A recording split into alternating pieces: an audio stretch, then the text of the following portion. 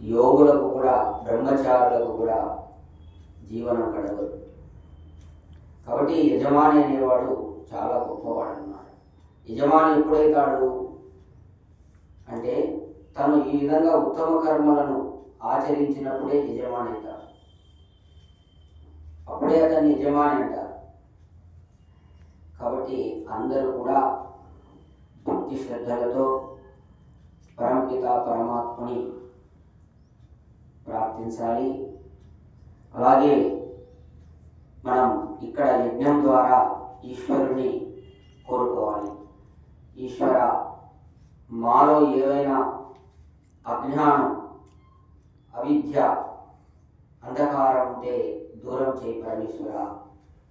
ఎందుకంటే అవి ఉంటే మేము పాపాలు చేస్తాం, పాప బంధనంలో పడతాం. ఆ పాప బంధనం నుండి బయటపడాలంటే మేము నిన్నే శరణు వేడుకోవాలి. నువ్వు తప్ప మమ్మల్ని పాపంలో నుంచి బయట వేసేవాళ్ళు ఎవరు లేరు అని మనము భగవంతుని కోరుకోవాలి. అలాగే మనం వ్రతధారులు కావాలి.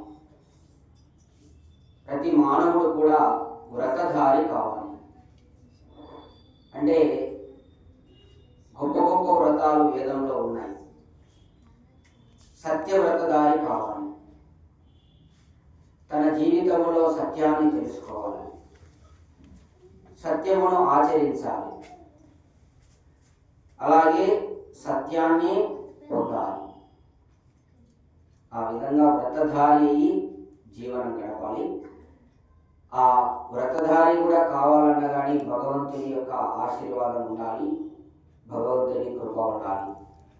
కాబట్టి అందరూ కూడా ఆ పరమపిత సృష్టికర్త మనందరి లోపల ఉన్నాడు. అంతటా వ్యాపించి సర్వప్రాణులకు పోషణ చేస్తూ సర్వజ్ఞత్వంతో కర్మఫల ప్రదాత అయి ఉన్నాడు. అటువంటి భగవంతుని మనం ప్రార్థన చేద్దాం. ఓంకారము ముందు అందరు గాలి పీల్చుకోండి.